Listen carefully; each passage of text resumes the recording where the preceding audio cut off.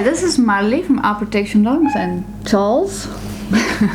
Okay, so we're quickly going to discuss today potty training. And I'm not a how-to, just some things that to keep in mind, some common mistakes we find that people make. So it's going to be a quick discussion. I think the thing that helped me the most about dog training is one of my mentors teaching me not how to do it, but how to think and learn to teach myself how to do it. He never gave me the steps 1, 2, 3, 4, but he taught me how to set up those steps 1, 2, 3, and 4.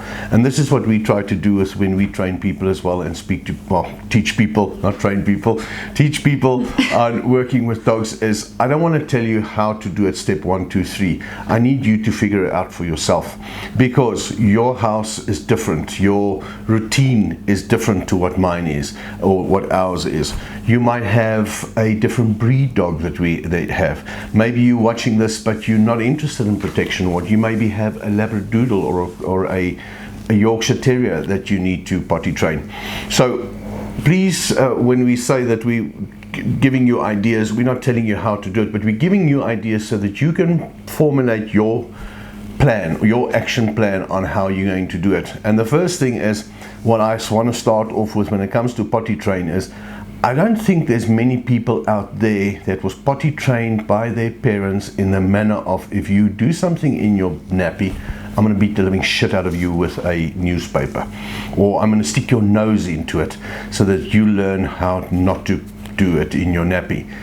It doesn't make sense. This creates for your dogs not to like you and think that you are a dictator and a horrible person, because the dog does not understand that. Let me tell you why do they do this. They do not see the difference between grass, cement, Persian carpet as a difference. They never learned that. They don't know that there's a difference in it. To them, it's not important.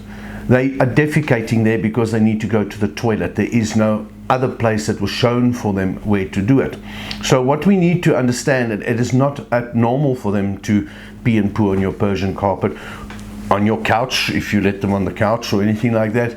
But it is quite normal for them. It's unwanted behavior for us. We don't want that to happen, all right? So the best way to do it, and for your dog to still like you, is to teach it. So we like to start with routine. Animals are creatures of habit, all right?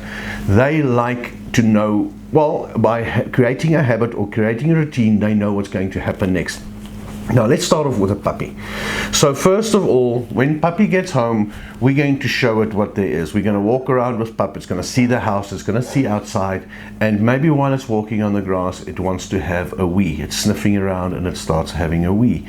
This is my opportunity to praise the puppy while it's doing that, and it's finished. Go there, okay, praise. He doesn't understand why he's getting the praise, but it was nice what he just did. Now he associate that, hey, he was happy with what I just did now. Okay, so now we're going to look for telltale signs. We're going to start looking for telltale signs when my pup wants to go to the toilet. One of these things is after they've slept. So as puppies, they sleep quite a lot. They wake up, they pee and poo, and then they play, and then they pee and poo again, and then they go to sleep again. And so after they've slept and they wake up, that is for you to know that I need to take pup outside now. All right. So you can even have a litter box, like a cat litter box, and have the dog, put the dog in there, and he starts scratching and wheezing there. If you've got a small apartment, or if you've got a small place and he doesn't, not a place for him to defecate, you can even have a litter box like that set up with sand. That doesn't matter where, but you're taking the dog outside. Once he's done his thing, you're going to be happy with that. Okay. After that, another telltale sign is after they've eaten. Usually after they've eaten, let them go out, let them go and have fun, let them go to the toilet. All right. And that's another thing that you want to have a look at. So these are after they've played. If you've played with puppy inside and things calm down, before they go for that nap, take them outside, let them go and do their thing so that they can do their toilet stuff. So this is a couple of signs that you're going to be looking out for once you've got your pup. Yeah, and then you want to teach or want to create a habit for puppy to prefer a certain surface to go and do their business on. So we've got big lawn outside, so our preferred surface is grass. So we will every time take the puppy out to the grass, and with this and repetition, they learn that is it's nice, it's where they prefer to go, and then they will hold it in to be able to go to the grass, because that's where they want to. The smell is there, everything is there, and they go. So it helps to take them to the same place as well, where they can smell that they've weed before. So that that really helps the fact that, like Joel said, it's normal for puppy to do the business in the house, but you want to teach puppy to prefer to go to the grass rather than do it in your house. And then besides looking for all those signs of when puppy goes out, when they're so small, you really have to take them out a lot. I saw now with our little puppy, I mean, it's if she's awake, it's every 10 minutes she wants to go to the bathroom. So you can't get busy and forget about puppy and they do their business in the house. So you have to watch them the whole time, take them out regularly, and then praise when they do it at the right surface. Now, when we say praise, we don't mean carry on like a clown. So puppy stops peeing and come to you. It's just good girl or good boy. Just mark the behavior and say, that's what I wanted, and then you guys go back inside. Now, if you've been watching our videos, or if you haven't been watching them, go and have a look and realize that the one thing that we do with our puppies is when we get them into our home or anything like that, once we start working with a puppy, the first thing we teach our pups is yes and no. Good for doing something nice, and no, maybe pup starts biting my clothes, starts biting my hand, no. So pup really starts from day one to know what is correct and what is wrong.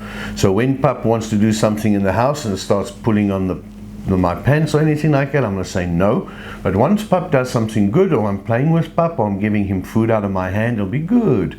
So puppy by this stage is going to start realizing also that good that what we're talking about is doing a good thing. He doesn't realize it immediately, but he knows there's no conflict over here. There is conflict when I bite his hand. He doesn't like that. But when I do this, there's no conflict. I've seen it so many times with dogs coming that grew up in a kennel environment. In a kennel, they'll prefer surface is like a hard surface. We've got a cemented area, veranda around our house. It's a cemented area, and they will prefer to go and defecate on that than to the grass. And then I take our personal protection dogs, our 3 females in the house, the hierarchy, when they have to go out because we've got the lady working inside our house, we have to take them out, and they spend a day in the kennels. As soon as the kennels are usually clean, as soon as they come out there, the first thing they do is run onto that lawn and they do their thing. They are so used to going out on the lawn that they won't even defecate in their kennels, which is quite interesting. But it is not a thing that's going to happen overnight. It takes time, as you know, to create a habit. And then a mistake that people make is when they get this new little puppy, it's in a new environment, it's a little bit stressed, it doesn't know where it is, it's away from its siblings for the first time, and then just putting the puppy outside and leaving it there and coming into the house is not going to work, because puppy's just going to sit outside there and stress and wait for you, and as soon as you let it in, it's going to do its stuff in the house. So what you need to do is get out there with puppy. So I go walk on the grass with the puppy, I stand there until they do their thing, I mark it, and then we come back in together, and very quickly the dog learns that, okay, we go out, as soon as I do my thing, we can go back in. Because I want to go back in, especially now, like by us it's winter, so it's cold outside. They do their thing and I want to go back inside. And a lot of times people, what you must also remember, now you got this genetically little monster that you selected, now you bring it home, and all of a sudden, oh, it's out of its environment. You don't see those kind of things. The only person he really knows for the longest, or the only thing that he knows the longest, is you. So there's no safety. I have to look after this, or I have to stick with them because that's my safety. They were so nice to me. They've been cuddling me and kissing me all the way while we've been driving. So, okay, this is the closest that I know to home. So they're going to look for that backup, like Marley says, for you to be there. It's going to make them feel comfortable. Now it's new dogs, maybe new smells that's in there. There's a big alpha male that ran there before and weed all over the show, and I'm very scared of that. I don't want to get into his bad books. So all these things that you have to remember by you being there is like they're like the safety, and they feel comfortable and they can do what they need to do. Also, what I'm thinking of is that it helps a lot, and another videos that you'll hear us talk a lot is about crate training.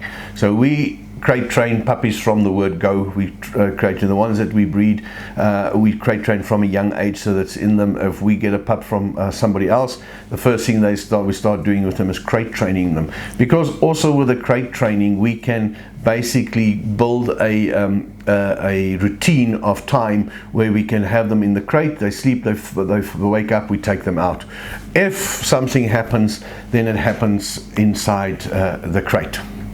Yeah, and it's important to remember that their bladders and stuff is not fully developed when they're so young, so they can't hold it in for that long. So you're going to have to take them out at night as well, otherwise you are going to have mistakes on the crate or in the house or on the bed, wherever your dog is sleeping. So keep that in mind. And when it comes to the punishment, all you're going to teach your dog is to be afraid of you, and then also not to pee or poo once it's in your vicinity, because that gives it, he gets punished every time. So if you're going to have to teach your dog to do it on leash, like if you're going to a trial or something like that, you're going to struggle, because now the dog doesn't want to do anything because you're so close and it doesn't want to get punished. So think about that as well. And if you go ahead and look at our video regarding fear periods, you will understand that smacking a dog or punishing a dog at this age is one of the most detrimental things that you can do, seeing that it's also in a fear period. So you don't want to do that at this little young age with your dog. At a later stage, if pup or a male pup decides he wants to lift his leg in the house, a harsh or no or anything can be done to it, but then he understands what it's for. He knows that he has to do it outside. This is your environment. He's not allowed to do that. He needs to know that. So dogs do know, they are clever. At a later stage, once your dog is trained, and I'm not talking when he's 5-6 years old, I'm talking when he's still a young dog, adolescent, from a year. If he comes into your house, he won't lift. He'll lift his leg at every tree and everything he can find outside there, but he won't do it in your house because you have taught him he's not allowed to, and he understands your correction of a harsh no or anything like that. So that is, we're not saying you can't correct a dog, you can correct a dog, but the dog needs to understand. That is a whole video and a whole topic on its own, just about corrections and dogs understanding it. Yes, I hope it helps you a little bit with your potty training. Yeah. I think I've said what I want to say. Well, not with your potty training, but with your puppy. With your puppy's potty training. I hope you can potty already. So if you like this video and you haven't seen our other videos, please subscribe and go and have a look at our videos. If there's any comments that you would like to leave, and we would like to hear success stories, please tell us your success story when it came to potty training. Maybe something that we missed out or we don't know about. Leave it in our comment section, because we would also like to know what you do.